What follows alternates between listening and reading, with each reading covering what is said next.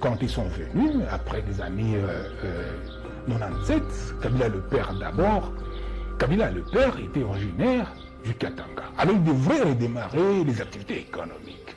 Une fois de plus, Kolwezi devrait refaire ses mines. Tout ce qui était cédé, tout ce qui était en déclin a été un peu privatisé. Voilà la renaissance de Kolwezi avec d'abord Kabila le père, et puis ensuite Kabila le fils. Et ce qui a eu le point culminant, c'est la décentralisation. Parce que à ce moment-là, il y a eu découpage.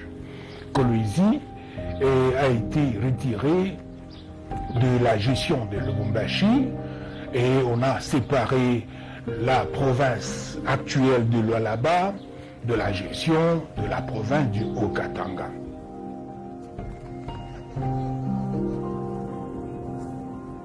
En 2015, cette province ressemblait à un village. Nous avions trouvé un village. C'est ce village-là que nous avons cherché à développer. Le bureau que nous nous trouvons, parce que c'est moi qui est venu chercher les terrains.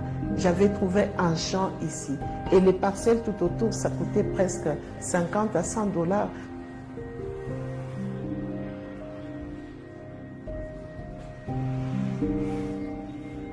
Pour vous dire que rien n'a jamais été fait, personne ne s'est occupé de la population de Lualaba, excepté en 2021, quand le président a pris les rênes. La situation chaotique qu'il avait trouvée en ce temps-là, la pauvreté qui reflétait sa vie, sa province, l'avait brisé le cœur.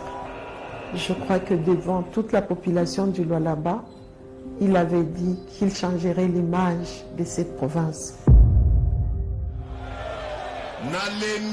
Nalembi makambo oyo nazali komona na mboka oyo depuis des années. Bato bazali koya awa bazane eloko te na poche. Soki bakei bakomi ba milliardaire biso tozotikala kaka bapauvre.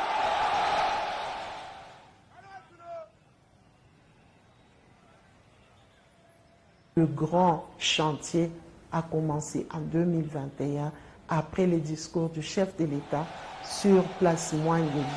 Yango na eko solola na baninga na biso, ba partenaire na biso, po ete likambo wana toyokana na bango libela ekozala obele sikoyo gagnant. C'est là où nous avons senti que le développement a réellement commencé au niveau de la province de Lualaba.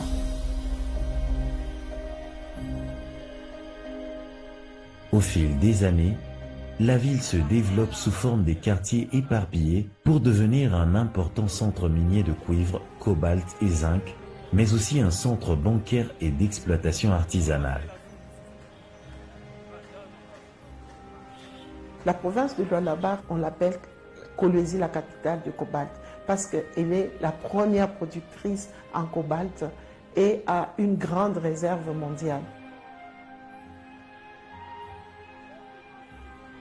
La région produit également du maïs, du manioc et de l'arachide, mais l'état des routes empêchait d'assurer un approvisionnement régulier à la ville.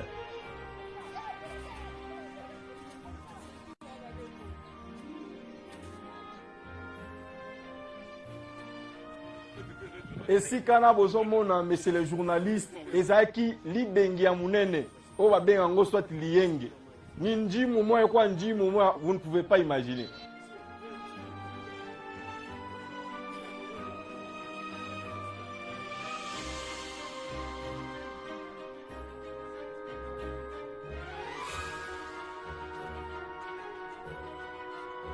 Qui prenait au moins donc à 512 mètres. Donc 512 mètres, il fallait recharger ça en caillasse et en latérite. Après avoir rechargé, il fallait maintenant jeter un pont en caisson. Le pont caisson que nous avons jeté là-bas, la largeur est de 13 mètres, la longueur est de 32 mètres. S'il faut vous parler en termes du mot technique, il faut vous expliquer, puisque le pont lui-même est subdivisé en 3 parties. Donc je peux dire 4. Puisqu'il y a les radiers en bas, les radiers constituent aussi des longrines, il y a aussi des voiles qu'on a mis à côté, et puis les tabliers.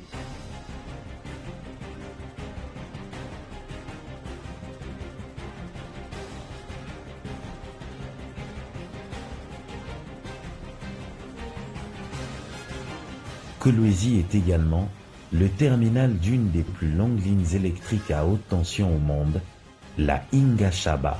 La province du Lualaba, autrefois un pilier économique, abrite une richesse minière inégalée. Chaque jour, des camions chargés des métaux quittent la province pour l'exportation, générant ainsi des millions de dollars en taxes. Pourtant, peu de ces recettes étaient investies dans le développement social et économique de la région, laissant une grande partie de la population lualabaise dans l'extrême pauvreté.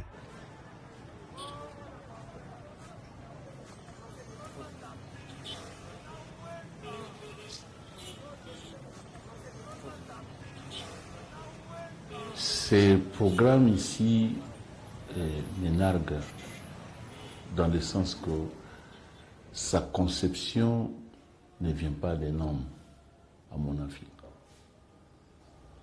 Ça doit être une inspiration divine.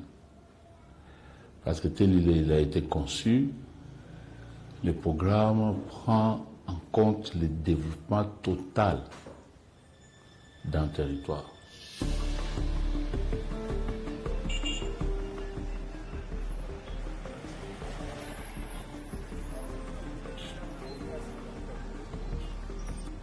On aimerait d'abord présenter nos très sincères remerciements au numéro 1, au président de la République, son Excellence Félix-Antoine Tshisekedi Tshilombo, qui fait en sorte que les dispositions légales relatives au code minier puissent être appliquées.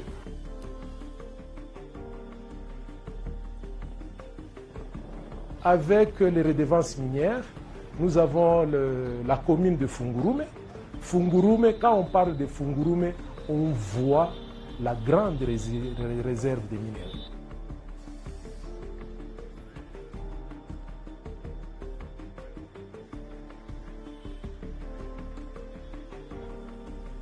Ici, nous sommes au palais de justice. C'est un édifice dont nous avons commencé la construction, qui est à peu près à 96% de son achèvement. Il reste juste l'aménagement du landscape et quelques travaux de finition. Et il est pratiquement fini, en attendant bien sûr son équipement. Par exemple, à titre illustratif, le bâtiment dans lequel vous vous trouvez, c'est un bureau qui a été entièrement construit sur les fonds de la redevance minière, justement, qui est un de ces leviers de développement. C'est le lieu où se tiendront les audiences. C'est la salle d'audience. C'est pratiquement construit et justement, ça n'attend que l'équipement. Il y a certaines audiences qui se tenaient sous un arbre deux fois, en forêt. Et aujourd'hui, on a quand même cette fierté-là d'arborer ce palais de justice.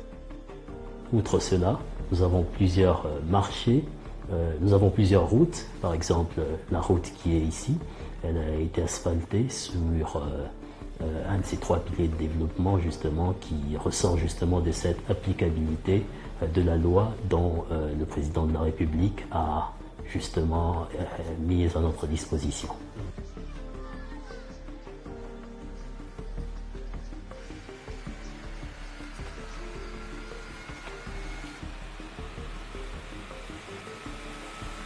Maintenant, on sent les résultats de la redevance minière. C'est là, encore une fois, nous remercions beaucoup le chef de l'État d'avoir pensé à ça. Parce que ces gens-là, ils étaient en train d'exploiter nos minerais, rien n'était fait du côté social.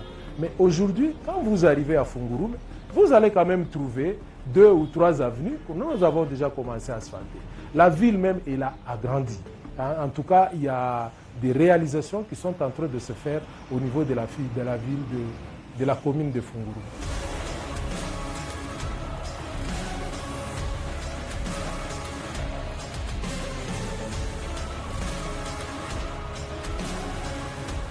Mais aujourd'hui, Lualaba connaît une renaissance. Des nouveaux bâtiments sortent de terre, des projets ambitieux se réalisent, la population n'est plus laissée pour son compte. La province entière se développe avec rapidité en raison de nombreux projets menés simultanément afin de s'inscrire d'une manière définitive dans le concert des provinces attractives de la République démocratique du Congo.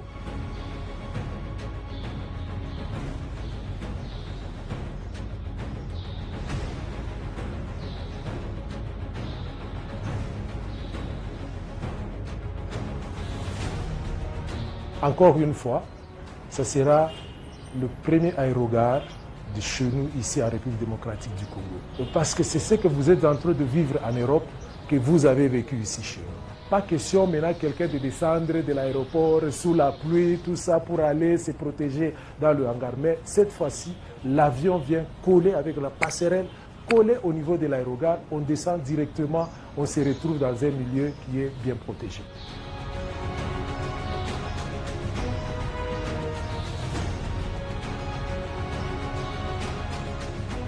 Aujourd'hui, nous sommes pratiquement à 95, si pas 98%, de l'achèvement de la construction de l'aérogare.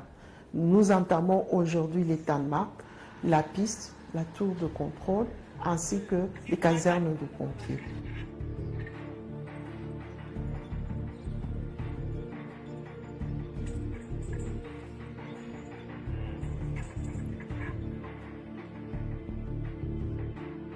Nous sommes sur les chantiers du tarmac, qui a une dimension de 300 mètres sur 150. Parce que cette piste a besoin d'une tour de contrôle pour que ceux qui vont travailler là-bas, nos contrôleurs, puissent bien gérer le trafic en ayant dans leur vision les deux seuils de la piste. Je crois qu'aujourd'hui, nous avons commencé l'excavation de cette nouvelle piste. Donc, l'aéroport va porter une nouvelle robe. Je crois que nous tous ici, nous serons là les jours de l'inauguration.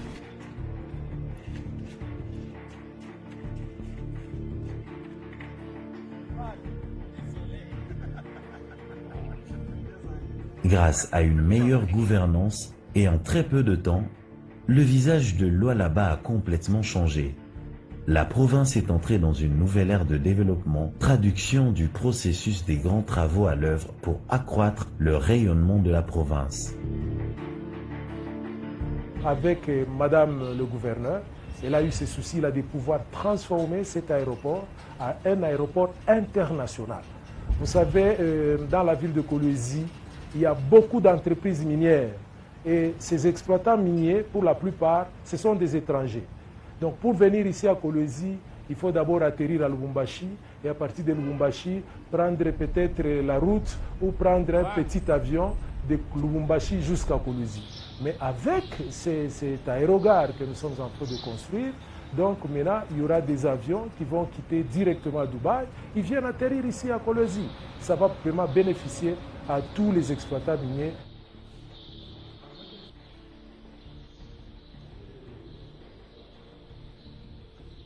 Kolwezi, c'est l'exemple d'une évolution exponentielle en République démocratique du Congo. Les infrastructures routières. Nous avons des routes maintenant, même dans les quartiers, où dans les temps, on n'avait que des petites routes en terre. On est en train d'asphalter tous ces endroits-là. Nous avons des grands bâtiments administratifs. Nous avons des bâtiments maintenant où peuvent siéger des députés provinciaux, où peut siéger le gouvernement, les bâtiments des juridictions civiles et militaires qui sont en construction. C'est comme ça qu'on construit une ville.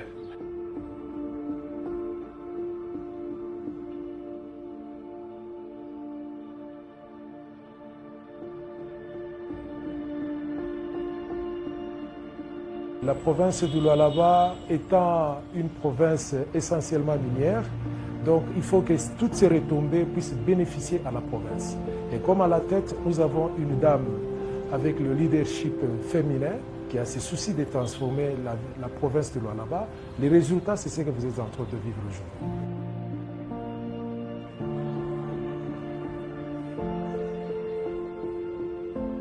Sous la gouvernance de Fifi Masuka Saini, surnommée la Dame de Fer, le Lualaba se métamorphose. Bamususu bazalaka ba ex-gouverneur o bayiba mbongo badongolo miso mbongo ya ba congolais ba contribuable lolabe e bandai kokota na libenga ba individu lokola likelemba.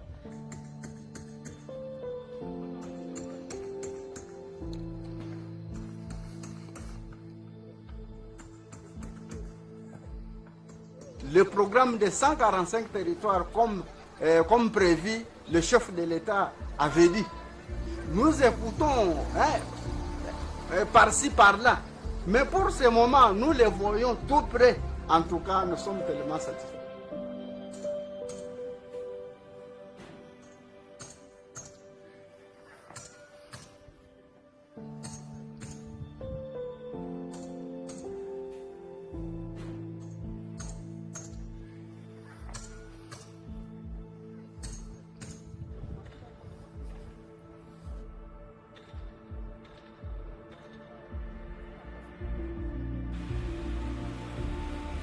Des infrastructures routières construites, l'éclairage public installé, des nombreux chantiers d'intérêt général sont en cours.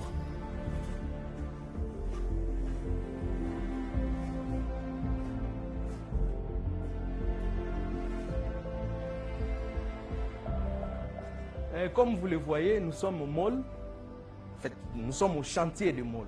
Nous sommes en train de construire un mall pour le peuple Lualabé. Évidemment, c'est le tout premier mall qu'on construit dans cette province et c'est vraiment très moderne. En fait, le logo de classe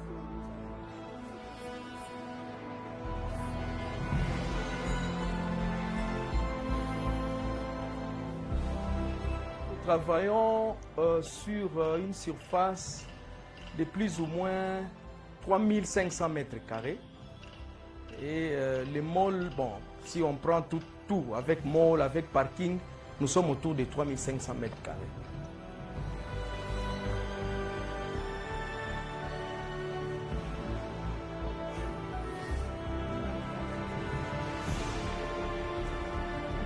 À cet endroit, je vous rappelle, d'une manière historique, il y avait vraiment de la brousse ici. Il y avait vraiment de la brousse et, comme on dit toujours, c'est l'homme qui transforme la nature. Et voilà, nous avons mis vraiment la main sur ces lieux et vous avez ce que vous avez là devant vous.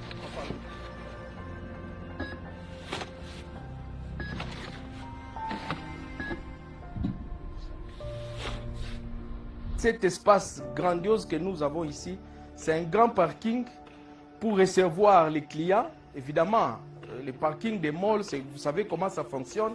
Il y a certaines qui entrent, il y a certaines qui sortent. Donc, avec un circuit de circulation, on peut avoir jusqu'à 150 ou 130 véhicules minimum.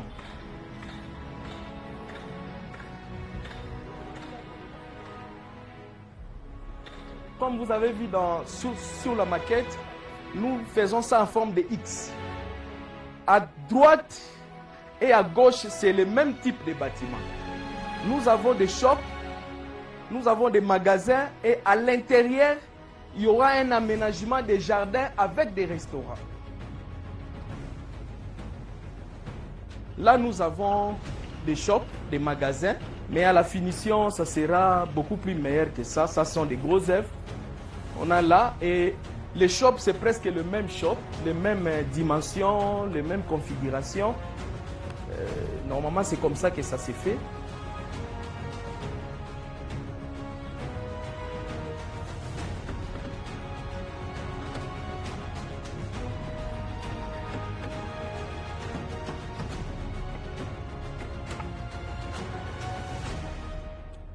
Voilà l'ensemble de tous les malls.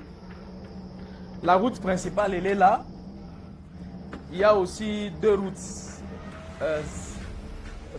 parallèles et la route de derrière, elle est là.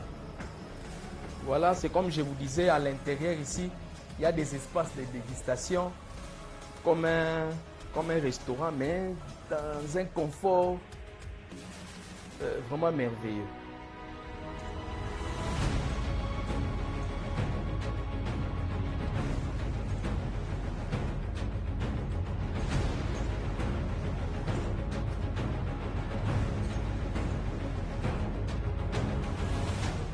Pour ces chantiers, les travaux ont commencé, ça fait pratiquement une année. Le bâtiment est fin prêt à être utilisé.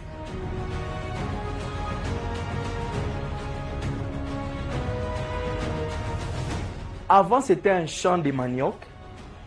vraiment un champ de manioc. Les mamans, vous voyez, il y a la population en face.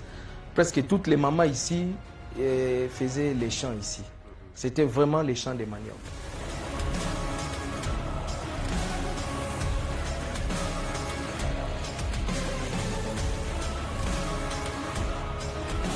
Dans l'esprit des décors, de la conception du bâtiment, comme c'est la résidence du chef de l'État, nous avons représenté, tel que vous voyez là, vous avez 4 trous. Les 3 trous représentent les institutions, tous les 4 trous représentent les institutions du pays. Il y a le pouvoir judiciaire, le pouvoir exécutif et le pouvoir législatif. Et au sommet, il y a l'institution président de la République. Donc ce bâtiment représente le pouvoir dans notre pays. Et les autres barres que vous voyez de l'autre côté, ça représente les provinces, le nombre de provinces.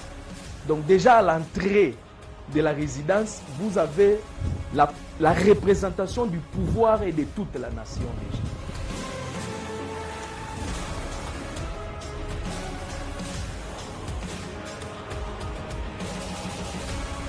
Derrière nous, là-bas, il y a le bureau du président de la République. De l'autre côté, il y a la Banque centrale.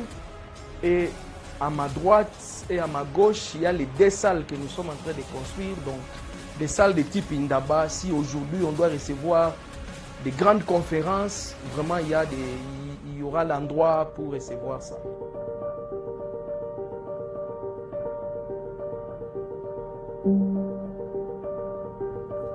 La province est désormais illuminée par l'énergie solaire, les routes sont réhabilitées, la création d'emplois et l'amélioration des vies sont palpables.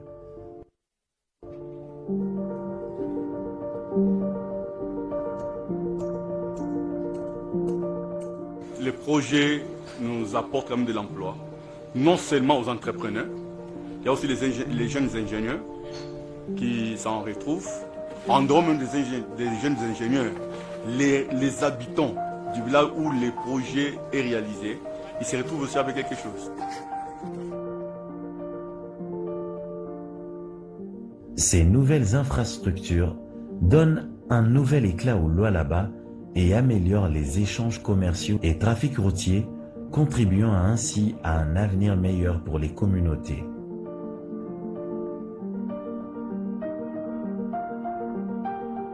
Parce que Babiloko bongo Kabila tikaka ngote.